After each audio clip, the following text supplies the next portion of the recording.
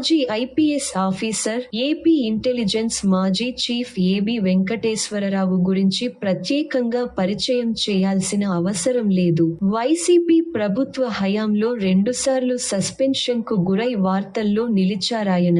ఆ తర్వాత న్యాయ పోరాటంలో విజయం సాధించి తిరిగి విధుల్లో చేరి పదవీ విరమణ స్వీకరించారు. తాజాగా రాజకీయాల్లోకి రానున్నట్లు ఏబీ వెంకటేశ్వరరావు ప్రకటించారు. ఈ క్రమంలోనే ఓ ఇంటర్వ్యూలో గతంలో ఏం జరిగిందనే విషయాలను ఏబీవీ పంచుకున్నారు. ఏపీ ఇంటెలిజెన్స్ మాజీ చీఫ్ ఏబీ వెంకటేశ్వరరావు ప్రత్యేకంగా పరిచయం చేయాల్సిన అవసరం లేని పేరు.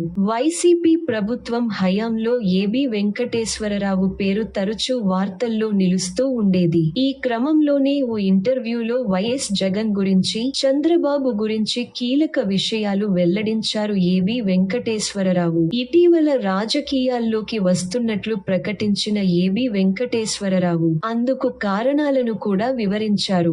ఐపీఎస్ నేపథ్యాన్ని, కుల నేపథ్యాన్ని, వ్యక్తిగత రాజకీయ ఇష్టాయిష్టాలను పక్కనబెట్టి ప్రజల కోసం రాజకీయాల్లోకి వచ్చానని ఏపీ ఇంటెలిజెన్స్ మాజీ చీఫ్ ఏబీ వెంకటేశ్వరరావు అన్నారు. పోలీస్ డిపార్ట్మెంట్లో పనిచేసిన సమయంలో తాను టీడీపీ కార్యకర్త అని ముద్రపడిన వాస్తవమేనని అంగీకరించారు. వైసీపీ హయాంలో తాను ప్రభుత్వ వ్యతిరేకంగా పోరాడటంతో ఆ ముద్ర మరింత పెరిగిందని చెప్పుకొచ్చారు. అయితే అలా అనేవారు ఆధారాలు చూపించలేకపోయారన్నారు.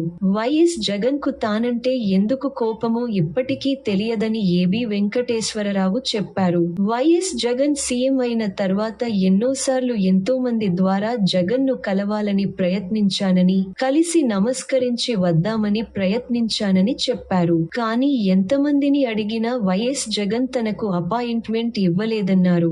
8 నెలలు అయినా తనకు పోస్టింగ్, జీతం లేకుండా ఉంచారని, ఇదే విషయాన్ని అజయ్ కల్లాం గారిని అడిగినట్లు చెప్పారు. అపాయింట్మెంట్ ఇప్పించాలని అప్పటి డీజీపీని అడిగితే నువ్వే ఆయన ఇంటికి వెళ్ళు, పొద్దున నుంచి సాయంత్రం వరకు అక్కడ కూర్చో, ఆయనే దయ తలుస్తారు, తనకు సంబంధం లేదని చెప్పారన్నారు.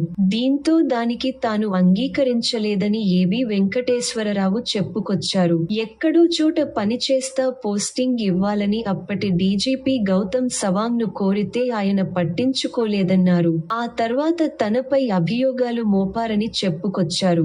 వైఎస్ జగన్ మనసులో తనపై ఎలాంటి అపోహలు ఉన్నాయో ఇప్పటికీ తెలియదన్నారు ఏబీ వెంకటేశ్వరరావు. అపోహలే ఆయన నిజమనుకున్నారేమోనని అభిప్రాయపడ్డారు. పెగాసస్ స్పైవేర్, టెలిఫోన్ ట్యాపింగ్ వంటి ఆరోపణలు తనపై వచ్చాయని, అవన్నీ అపోహలేనని చెప్పారు. తానొక్కడినే అలాంటి పని చేయలేను కదా అని అన్నారు. ఓ మచ్చ మనపై పడితే దానిని అబద్ధమని నిరూపించుకోవాలని, ఆ మచ్చతో జీవితాంతం తలవంచుకుని బతకడం కంటే చావటం మేలని అనుకున్నానని, అందుకే న్యాయ పోరాటం చేసినట్లు చెప్పుకొచ్చారు.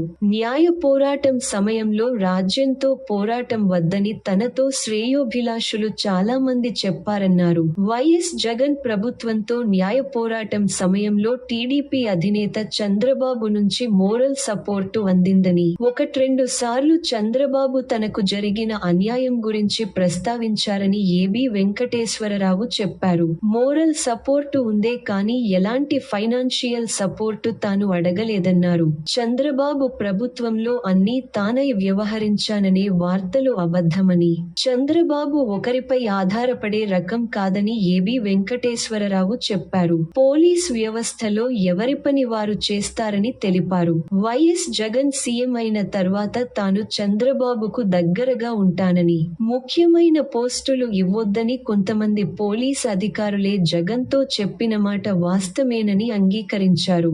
అయితే ప్రాధాన్య పోస్టులలో పెట్టొద్దని చెప్పారే కాని పోస్టింగే ఇవ్వొద్దని చెప్పలేదన్నారు. 5 ఏళ్ల కాలానికి సంబంధించిన జీతం, అరియర్స్ అన్నీ తనకు వచ్చేశాయన్న ఏబీ వెంకటేశ్వరరావు.